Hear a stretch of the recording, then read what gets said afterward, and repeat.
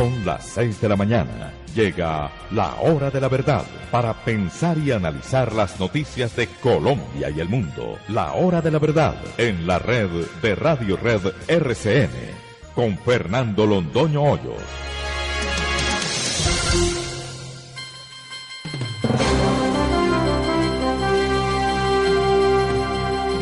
Muy buenos días. Son las 6 de la mañana de este martes 2 de abril. Esta es la hora de la verdad y estos temas y asuntos que trataremos en la grata compañía de ustedes durante las próximas horas. Sigue la minga. Pérdidas gigantescas.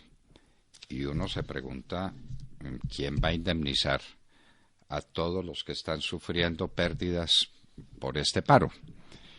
El principio universal que está en el Código Civil, que entiendo que no lo han derogado todavía, de pronto lo derogan con ocasión de la minga, que es que el que causa un daño injusto a alguien lo debe indemnizar. Eso lo llamamos los abogados la culpa aquiliana genérica. Tiene que indemnizarlo, de manera que los lecheros, los transportadores de gas, los comerciantes, todos tienen una causa legítima contra quienes les están causando el daño, que son los de la minga. O me pregunto, ¿los de la minga no están sometidos al Código Civil colombiano? Artículo 2341, ¿lo estaré recordando bien o ya se me habrá olvidado? Es posible. Pero en todo caso es la culpa aquiliana genérica, principio universal. El que causa injustamente un daño a otro lo debe reparar. Entonces, como además la minga se hace entre dos, entre la minga que hacen los indígenas y el gobierno que se las tolera, me parece que la acción de los que están sufriendo perjuicio es contra los dos solidariamente. Son solidariamente responsables. ¿O no? Me pregunto yo, viejos resabios de abogado. Ahora sí, en Venezuela quieren meter a la cárcel a Guaidó. Recuerden ustedes que el presidente Trump había dicho con toda claridad que si se metían con Guaidó era meterse con los Estados Unidos. Esa manifestación sigue vigente. El señor Trump se acordará de ella. ¿Los Estados Unidos intervendrían en Venezuela si Guaidó es puesto preso? Venezuela, la de los milagros. Hoy los invito a que vean en el diario El Tiempo una romería de venezolanos haciendo cola para conseguir agua en una obra vieja. Y hay que ver el agua que consiguen, porque como no hay luz y la luz es intermitente, la luz mueve el agua. De manera que Venezuela no tiene agua porque no tiene luz. Y la producción de petróleo ya es exactamente la producción de petróleo de Colombia. Hace un tiempo lo habíamos dicho burlando, pero no, ya llegaron allá y van hacia abajo. Y eso no es culpa del bloqueo de los Estados Unidos. La caída en la producción del petróleo viene desde hace mucho tiempo. Venezuela producía 3,5 millones de barriles por día. PDVSA solamente producía 3 millones de barriles diarios y están produciendo 900,000 barriles de petróleo por día y no tienen otra cosa. Y las deudas con la China son infinitas, y las deudas con Rusia también, y las deudas con todo el mundo, y no tienen con qué comprar comida. Esa es la situación de Venezuela, señores, para los amigos del socialismo del siglo XXI, para los amigos de Petro, para que sepan que eso es lo que pasa cuando uno vota por un Petro. Chávez y Petro eran iguales, igualiticos, amigos del alma, amigos del corazón, socios en esa empresa de destruir a Venezuela, y ahí están los resultados. La senadora Paola Holguín habla en la hora de la verdad. No tenemos que hacerle más presentación, suficientemente conocida en el país. Debía ser la presidenta del Senado de la República en este momento. No lo fue por decisión del presidente Duque, quien dijo que el presidente tenía que ser Macías, y asunto concluido. pero Paola Holguín estará con nosotros en la hora de la verdad. Estará con nosotros también otro candidato o precandidato del Centro Democrático a la alcaldía de Medellín, quien es el presidente del Consejo de Medellín, el doctor Jaime Mejía Albarán. Estará con nosotros en la hora de la verdad. Ayer tuvimos a Alfredo Ramos Maya, quien hizo una excelente exposición sobre Medellín, sus necesidades, sus problemas más angustiosos, que los hay muchos, especialmente en el campo del orden público. El Parlamento británico le da otro voto negativo a la señora May. Realmente fueron 4, pero 4 es la misma cosa. Y estamos a 2, y el 12 de abril debe salir la Gran Bretaña de la Unión Europea. Y a 10 días no hay nada preparado, no hay nada dispuesto, no hay arreglo ninguno. La salida va a ser, como decimos por allá en Antioquia y Caldas, a la brava. El Dow Jones pasa de largo los 26.000 puntos. Ayer terminó en 26.258. La economía de los Estados Unidos cada vez más confiada, cada vez más interesada en las inversiones, la gente cada vez más contenta. Trump tiene muchos legítimos enemigos porque el señor tiene unas aristas complicadas de manejar, pero nadie ha tenido tanto éxito en el manejo económico en la historia, en la que se recuerde y en la que no se recuerde, que el señor Trump. Tal vez Coolidge, en la época del boom de Coolidge, que fue la que precipitó la crisis del año de 1929 y 30. Pero en este momento el Dow está en más de 26.000 puntos, el Eurostoxx también subió, y el CSI de China está volando, está llegando a los 4.000 puntos, que fue donde empezó a caer cuando se declaró la guerra comercial Estados Unidos-China. Luego China parte de la base de que no hay guerra comercial con los Estados Unidos y que ese es tema resuelto. El precio del petróleo sigue subiendo. El WTI está a 61.76, el Brent a 69.01, llegando a $70. Y la desgracia del café, 92 centavos. Y uno se pregunta, ¿dónde están los cafés especiales de Colombia? ¿Dónde está? ¿Qué se hicieron? El que tiene marcas de café especializado y está en el mercado no tiene este problema porque no depende de la cotización de Nueva York.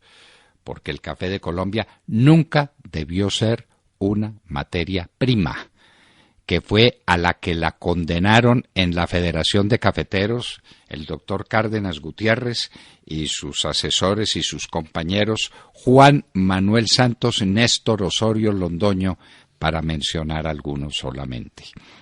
Entonces ahí está la crisis, y la hora de la verdad lo vuelve a decir. La crisis cafetera en el país va a ser endemoniada. Y ya entramos a la cosecha que llaman por acá de Mitaca, que nosotros llamamos traviesa, y que es la cosecha principal en muchas regiones del país.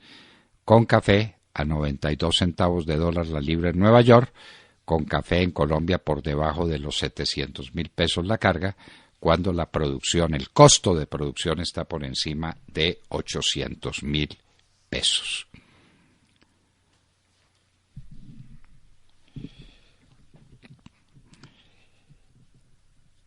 Vargas Lleras versus Char.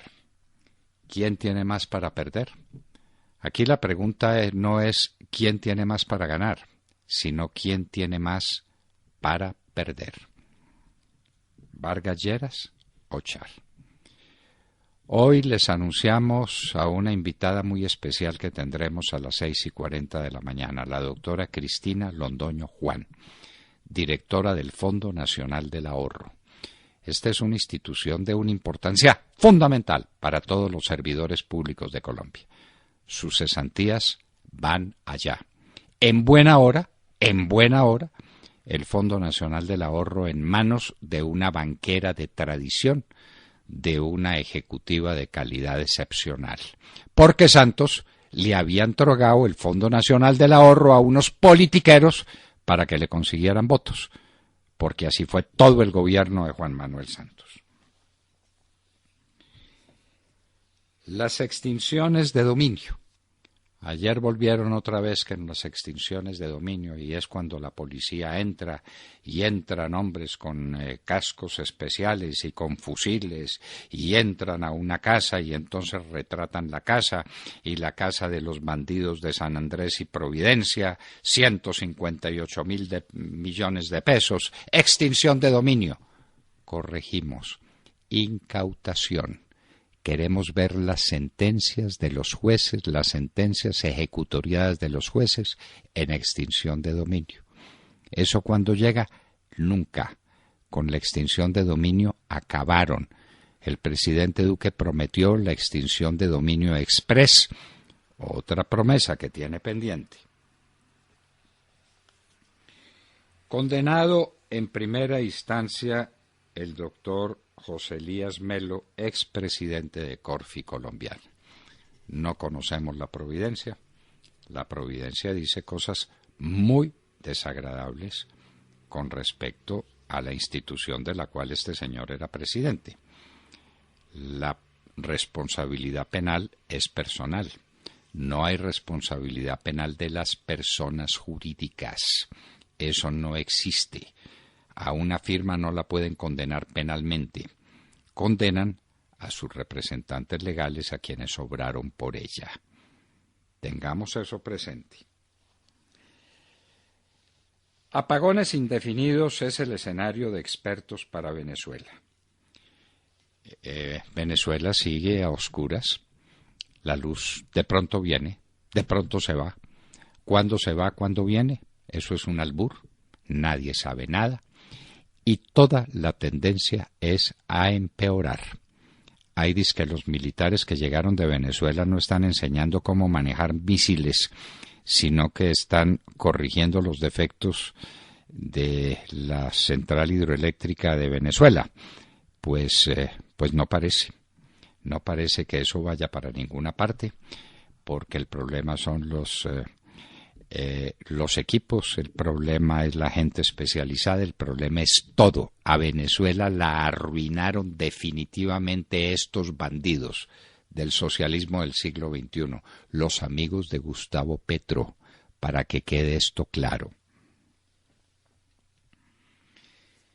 Desplazamiento en el sur de Córdoba. Tatiana Guerrero nos contará. Esto es un drama infinito. Esta es la paz de Santos. Y lo que está pasando con los niños, con los niñitos enfermos de malaria en el Chocó, porque son negritos y están perdidos por allá en la selva chocuana, ¿no nos vamos a ocupar de ellos? Pues no les pueden entrar medicina porque están agarrados a bala los bandidos que necesitan esas trochas, esos lugares, como tránsito de la coca que están sacando. El país sigue en manos de la coca. Cada vez estamos produciendo más coca. Ya hasta lo notó Donald Trump y se lo dijo de manera muy desagradable al presidente Duque, a quien llamó ese gay, ese muchachote, ese tipo. Ave María. Mick Jagger se someterá a cirugía de corazón. No queremos ni imaginarnos cuál sea el origen de su enfermedad. Es una persona enferma, hay que rezar por ella y esperar que se recupere y que esté bien, pero en todo caso ese mito de la música moderna tiene problemas de salud muy serios. Hay una persona de quien nadie habla y a quien debemos rendirle un homenaje en la hora de la verdad. Se llamaba Annie Catherine León. ¿Quién era? Una policía, una patrullera. Intervino como tenía que intervenir, que era su deber, en un atraco que estaban causando unos bandidos en Mandalay. Le dieron unos tiros y murió murió y es una heroína. Queremos presentar un homenaje a su memoria, como debemos hacerlo con todos los policías que dan su vida por nosotros.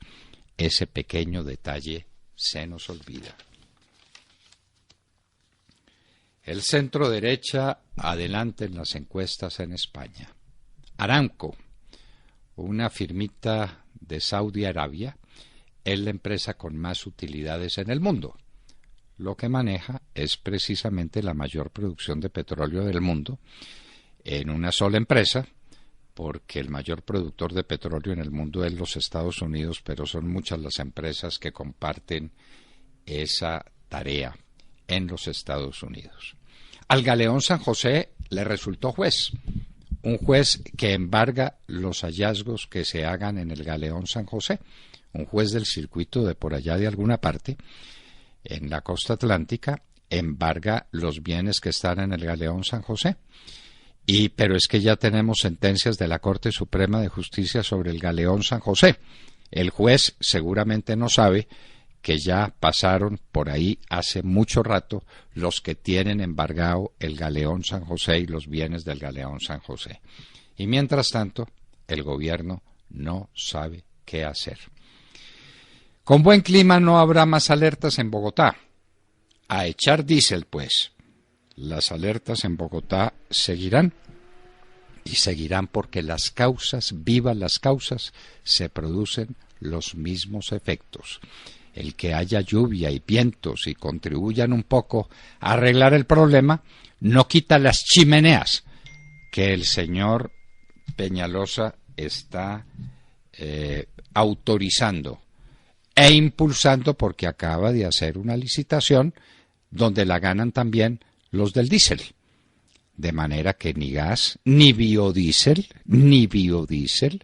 no, las energías limpias, esas no existen para el señor Peñalosa. Que si el Congreso rechaza objeciones, el presidente Duque sancionaría la ley estatutaria. Pues claro que sí, hombre. El presidente Duque cumple las leyes y la Constitución de Colombia, y la Constitución es clara. El presidente tiene el derecho a presentar objeciones ante el Congreso. Si el Congreso acepta las objeciones, esa parte de la ley o la ley íntegra, si las objeciones son contra toda la ley, desaparece del mapa porque el presidente no tiene que sancionarla y no hay ley sin sanción y promulgación consiguiente en el Diario Oficial. Pero si el Congreso rechaza las objeciones, la obligación del presidente no es que quiera, que no quiera, que lo haga, que no lo haga. No, es que lo tiene que hacer. Es sancionar la ley. No sé por qué hacen capítulo de ese tema. Aquí hacen capítulo de cualquier cosa. Y el presidente Duque es un hombre celoso y cumplidor de la Constitución y las leyes. Si el Congreso rechaza las objeciones, el presidente tendrá que sancionar ese esperpento y, ojo, lo que dice el fiscal general de la Nación. Le estamos poniendo alfombra roja a la Corte Penal Internacional para que llegue a Colombia a intervenir en los asuntos de Colombia, porque la Corte Penal Internacional, de acuerdo a tratados internacionales a los que está obligado Colombia, no puede tolerar impunidad para delitos atroces. Y esta famosa JEP, que es la de las FARC, que es la organización judicial al servicio de las FARC, le va a dar impunidad a estos bandidos, violadores de niñas, a estos que ponen bombas en todas partes, a estos narcotraficantes. Terminó el bloqueo indígena en Natagaima. Vimos las condiciones que logró el gobernador Barreto, lo felicitamos, todas condiciones referentes al problema de los indígenas, que quieren hacer juegos deportivos en Collaima. Pues ese es un tema indígena que se verá si eso es obligación vieja o nueva y hagan los juegos indígenas. Que quieren impulsar la medicina tradicional indígena. No les gusta tanto la medicina tradicional moderna. Que lo hagan, perfecto, que lo hagan. Pero son cosas que se refieren al interés de los indígenas. No el tema de si el fracking, si Guaidó, si la ley de tecnología, En absoluto. Lo que están pidiendo los del sudoccidente, ni estaban pidiendo 50.000 hectáreas de tierra regalada. Y se fueron para su casa 1.500 indígenas. Noticia, se puede viajar tranquilamente a Neiva y seguir de Neiva hacia el sur. 1.500 indígenas se fueron para la casa. Una buena noticia. Felicitaciones al gobernador Barreto. Las empresas clasificadas para el metro de Bogotá nos parecen que están las que son. Ahí, por lo que uno ve por encima, están las empresas más importantes del mundo, los grandes constructores de metro de México, aquí entre nosotros. Ahí está ICA de México. México es el país del mundo que más metro ha construido en mucho tiempo. La línea de metro de México es de las más grandes del mundo, pero están también firmas italianas, firmas españolas, a unas que les quedan los puentes como un acordeón. Está licitando para el metro, que no le otorguen el metro para que no lo deje como otro acordeón. La firma SACIR. Y hay por ahí otras firmas que tienen problemas enredados en el escándalo de Odebrecht, otra firma brasileña que viene también con ese estigma, pero en general son las que deben ser. Y hoy en la historia recordaremos cómo en el año de 1867 viene el Porfiriato, lo que fue el Porfiriato. En un día como hoy, Porfirio Díaz toma por asalto a Puebla.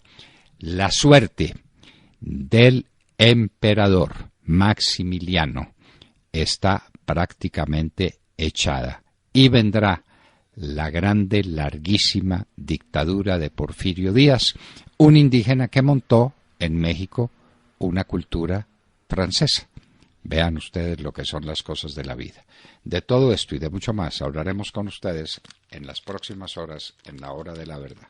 Y los invitamos a seguirnos a través de nuestra señal de audio en alta calidad en TuneIn, en donde nos encuentran como La Hora de la Verdad. Igualmente los invitamos a sintonizarnos en sus radios, en los diales 710 AM en Medellín, 1200 AM en Cali y 970 AM en Bogotá. Y recuerden que estamos presentes también en nuestra cuenta de Twitter, @Hora de la Verdad. A través de esta pueden seguir el minuto a minuto de nuestras emisiones. Los invitamos también a seguir nuestra transmisión a través de Facebook Live con nuestra señal en vivo y todo el contenido de nuestras emisiones que está disponible en nuestro canal en YouTube. Y recuerden que también pueden escucharnos en vivo y diferido a través de nuestra página web y dejarnos todos sus comentarios a través de nuestro chat en esta dirección, www.lahoradelaverdad.com.co. En Colombia son las 6 de la mañana, 24 minutos. Comenzamos ya. Bienvenidos. Por todo lo que ha pasado y que no se debe repetir. Por la grandeza de quienes nos dieron la vida. Por ellas, que están en la red de Radio Red RCM. Por ellas, en la Hora de la Verdad, también decimos, ni con el pétalo de una rosa.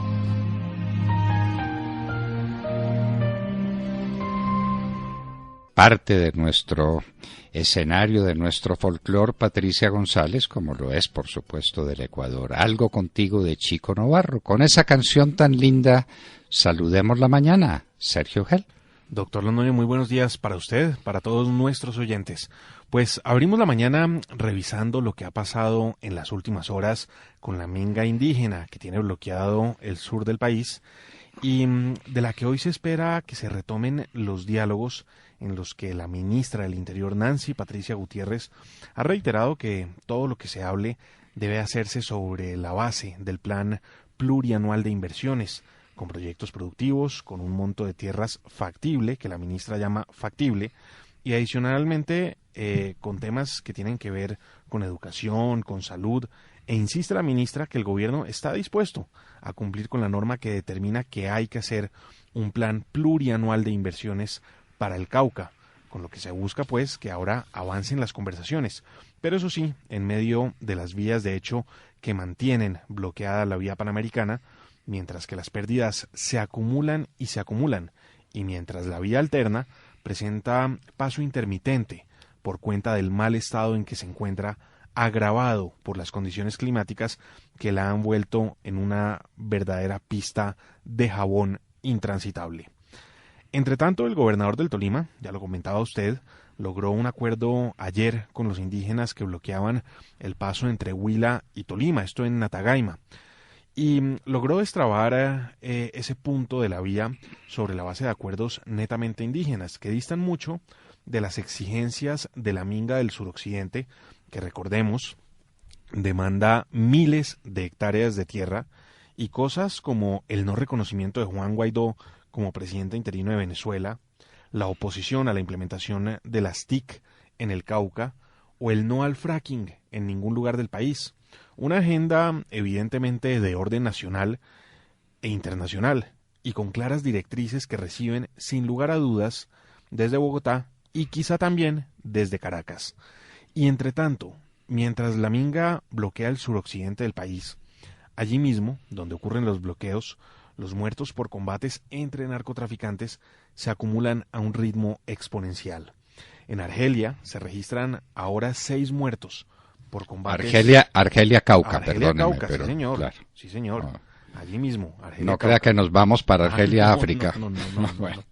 Allí mismo, doctor Londoño, muy cerca a donde se encuentra el bloqueo, pues se registran 6 muertos por combates entre las FARC y el ELN, mientras la población civil se sigue preguntando en dónde está la fuerza pública y mientras los combates también arrecian entre el ELN y los pelusos. Y para rematar, el desabastecimiento de combustible en Nariño es muy complejo y aparentemente el gobierno ecuatoriano no está despachando los niveles de combustible que había ofrecido y con los que se había comprometido. La Minga indígena, doctor Londoño, comenzó ya hace 22 días. No se ve una solución a la vista. Por supuesto, el presidente Duque no irá allí hasta tanto no cesen las vías de hecho. Y ya veremos qué pasa con los diálogos con la ministra del Interior. Ministra que se encuentra en una sin salida ante las ridículas demandas de los indígenas que, coordinados por intereses políticos, insisten en mantener bloqueado el sur del país, mientras aquí nos seguimos preguntando por qué no se usa la fuerza pública para desbloquear la carretera y garantizar así el derecho a la libre circulación de los 45 millones de colombianos que somos. Y yo me sigo preguntando, ¿no tienen por ahí un código civil o manera de consultarlo? El artículo 2341 del Código Civil, ¿ese no rige para las comunidades indígenas?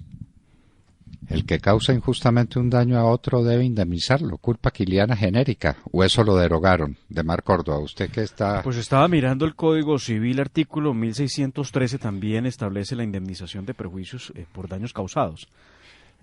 Sí, no, pero el 2341. Ya lo estamos revisando, el 1341. Bueno, porque es que pues es la culpa quiliana genérica, eso viene desde el derecho romano. Eso ha pasado más de 20 siglos, de generación en generación. El que causa injustamente un daño a otro lo tiene que indemnizar. ¿Y quién va a indemnizar? A los agricultores, a los transportadores, a los comerciantes, a los que distribuyen gas, a los que venden combustible, a los que tienen urgencias hospitalarias. ¿Quién los va a indemnizar? Sí, se refiere usted al artículo 2341 del Código Civil, que trata la responsabilidad extracontractual. Exacto, esa es la culpa quiliana genérica. El que ha cometido un delito o culpa daño a otro es obligado a la indemnización sin perjuicio de la pena principal que la ley imponga por la culpa o el delito cometido. ¿Está claro? Bueno, y entonces aquí ¿quién? ¿Qué pasa? No me pregunto yo. ¿O es que hay una norma especial que diga que los indígenas sí le pueden causar daño a los demás sin incurrir en ninguna responsabilidad? Y si el Estado tolera eso, ¿no será el Estado civilmente responsable? Oiga, De Mar. Claro que sí, doctor Fernando. Aquí el doctor Úsuga, que es oyente de la Hora de la Verdad, me escribe por interno y me dice, ojo con el 90 de la Constitución, se lo leo. El Estado responderá patrimonialmente por los daños antijurídicos que le sean imputables causados por la acción o la omisión de las autoridades públicas. Pues las pérdidas para los comerciantes se acumulan y se acumulan pues a diario. Son miles de millones los que se están perdiendo en el sur del país, empresas que se han visto obligadas a mandar de descanso a sus empleados porque pues no tienen insumos para poder trabajar. ¿Y esa gente que está perdiendo esa cantidad de dinero no va a demandar a alguien? Con toda la razón, además. Son víctimas de una agresión inicua. Entonces, al que me hizo la agresión o al que la toleró, Aquí se pueden presentar unas demandas contra el gobierno nacional por unos valores absolutamente estrafalarios. Claro, por la ineptitud del Estado al no hacer uso de la fuerza y no hacer uso de las herramientas constitucionales y legales para mantener la libertad y el orden. El Estado les permite tranquilamente que se tomen una carretera, que hagan lo que les dé la gana. Muy bien, pero a mí eso me causa un perjuicio económico que no tengo por qué sufrir. Muy bien, ahí les dejo pues esa inquietud. Vanessa Araujo.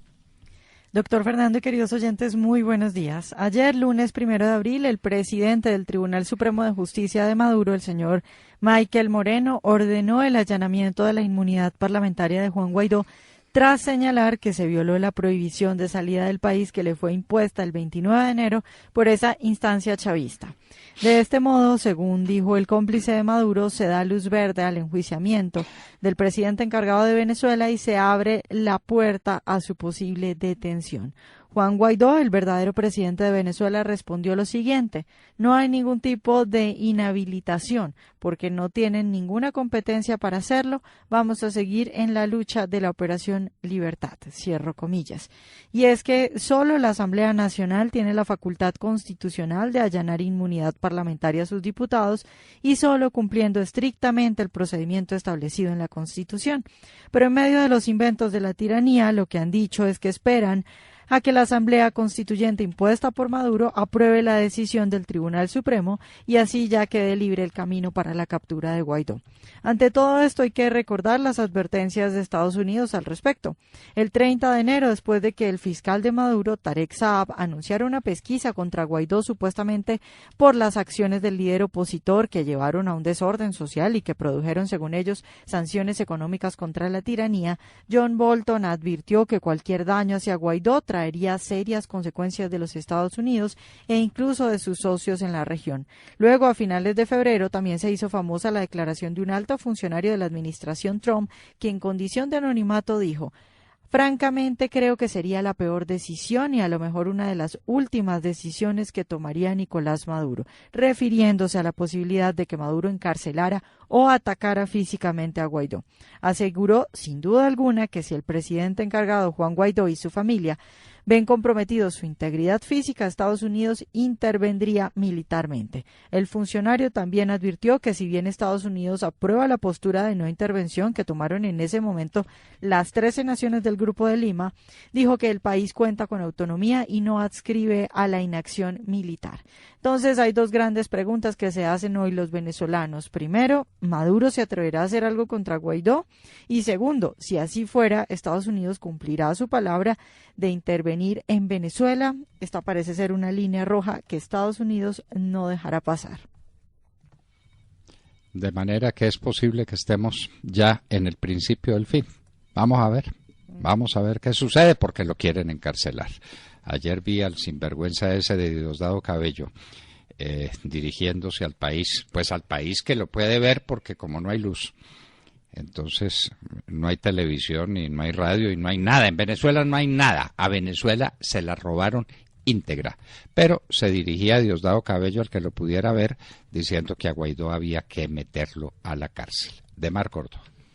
Doctor Fernando, compañeros de la mesa, oyentes de la Hora de la Verdad, muy buenos días. Ayer se llevó a cabo la audiencia pública en el Congreso de la República para analizar las objeciones al proyecto de ley estatutaria para la JEP, evento organizado por la subcomisión que estudia el asunto en la Cámara de Representantes.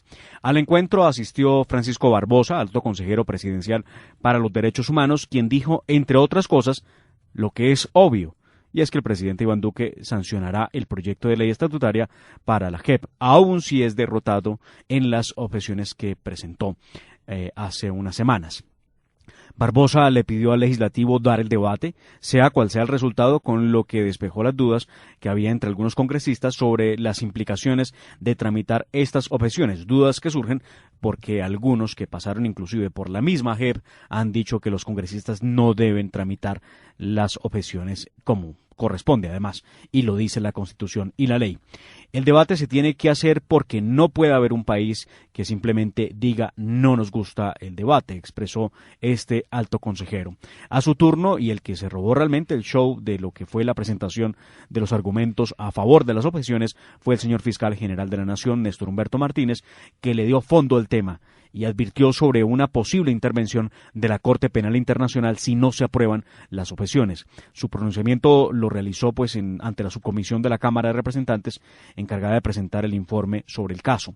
El fiscal, con argumentos jurídicos, también inclusive utilizó partes del libro Revelaciones al final de una guerra de Humberto de la Calle, lanzó una defensa férrea a las objeciones de la JEP, ante los 7 miembros de la subcomisión que rendirán el informe. Con toda razón dijo el fiscal general que si se sanciona así como va el proyecto de ley, se acaban las investigaciones de la Fiscalía porque todo queda en manos de la Justicia Especial para la Paz.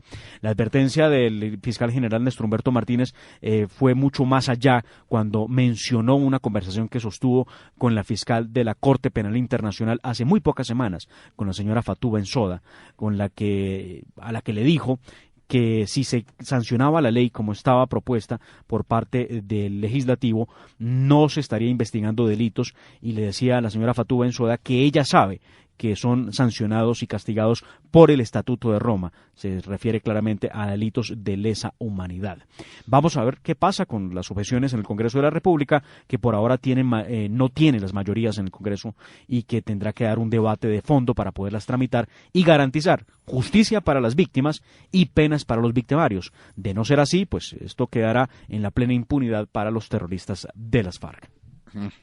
Plena impunidad aquí. La Corte Penal Internacional los va a pedir a todos, como corresponde.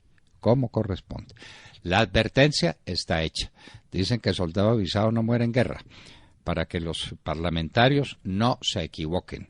Le quieren dar impunidad total a los que son sus amigos de las FARC, pues se van a quedar con los crespos hechos, porque más tarde o más temprano esa justicia va a llegar. Y en un minuto estaremos con la doctora Cristina Londoño Juan, directora del Fondo Nacional del Ahorro. En un minuto. Son las 6 de la mañana, 41 minutos. Esta es la hora de la verdad.